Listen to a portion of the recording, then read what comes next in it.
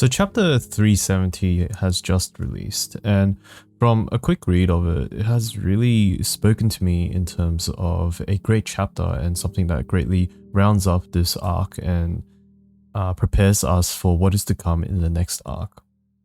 And now what we see in this chapter is really interesting because we get introduced to this idea of a new form of Guts, where we've so adjusted to the fact that Guts is a being that seems to be very headstrong, seems to be a central pillar, a concrete pillar to all that surrounds him and all that follow him. And what we realize is that this form of Guts that we're so accustomed to has been completely desolated, completely destroyed by all the events that led up to this, where he fought Griffith for the safety and protection of Casca, and upon losing that fight, he seems to have lost his entire self and entire self-identity and his entire character.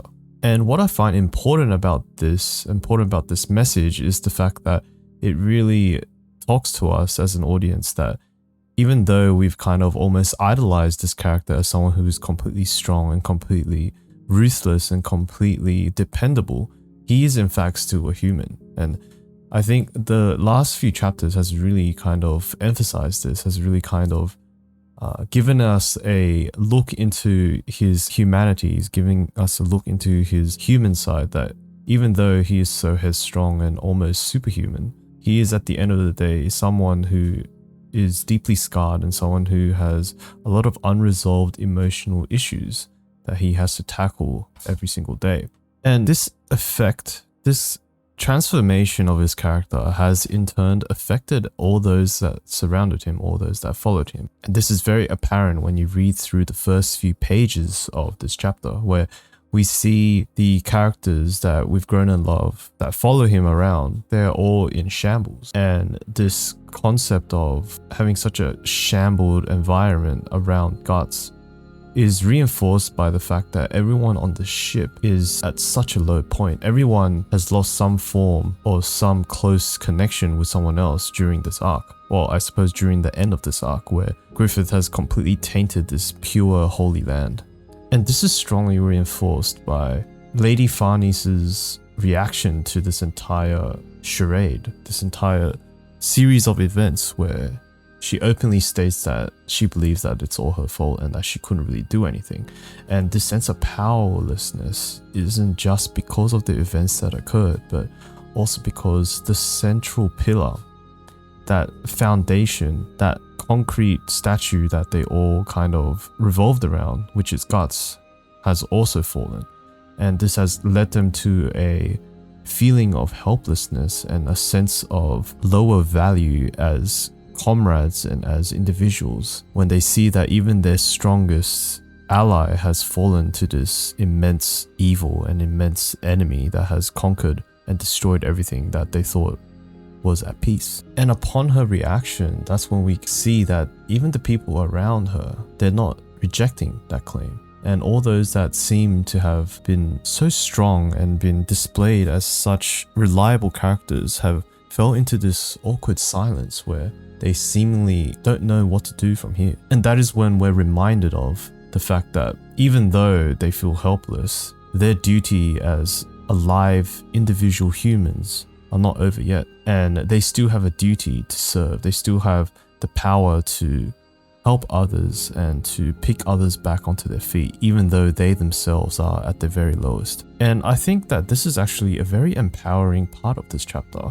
And I think it's also something that a lot of people might be missing upon reading this, because what this really reminds us as human individuals is that, yes, we may come into contact with horrible circumstances and horrible events, but that doesn't compel us, that doesn't give us the right to just buckle up and roll into a ball while everyone around us is still suffering. The most primal reaction that we have to a situation like this is to cower and to feel sorry for ourselves. But what differentiates us from just merely animals and as actual human beings is the fact that we have the power, we have the energy to empathize with other people and to externalize our energies to other people in order to give ourselves worth. And this is really reinforced in this chapter when we see that upon that spark of information where these characters can definitely lend out a hand in terms of healing other people who are injured,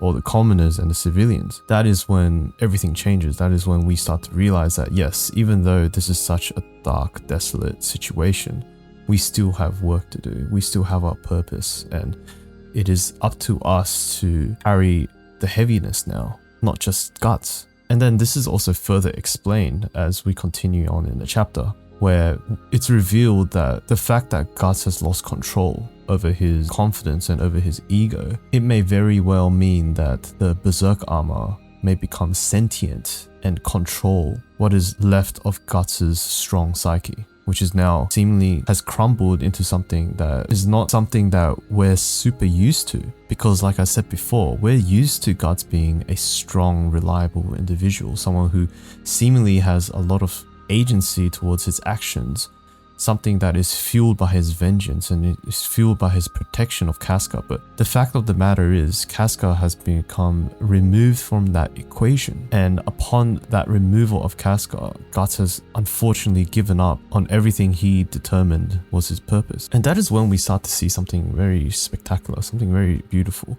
because we start to see that all these characters that have seemingly been protected or like had been led by Guts himself, we start to see an evolution in their character as well.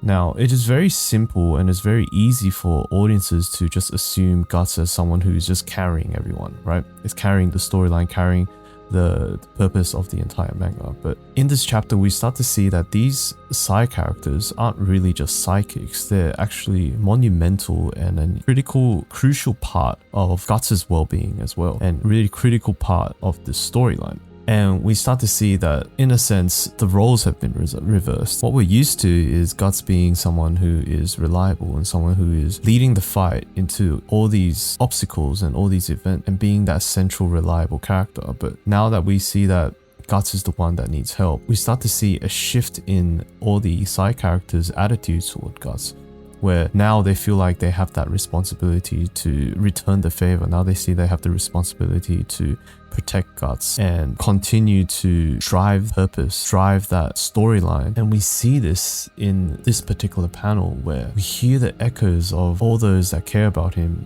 in the distance yelling his name, Guts, Guts, almost to try to reach to him where he is currently within the depths of darkness in his mind, not knowing what to do, feeling lost, feeling hopeless. And for the first time in his life, he seems to have completely given up. And this is when we start to realize that something that I've kind of talked about in previous videos is this idea of his sword being his pillar of comfort, almost his pillar of his kind of reflection of his deepest, darkest psyche and his source of strength. And here we see him almost rejecting this. We see him almost admitting to the fact that this sword has always been his strength. This sword has always been something that gave him a lot of wiggle room, gave him a lot of confidence, and gave him his power.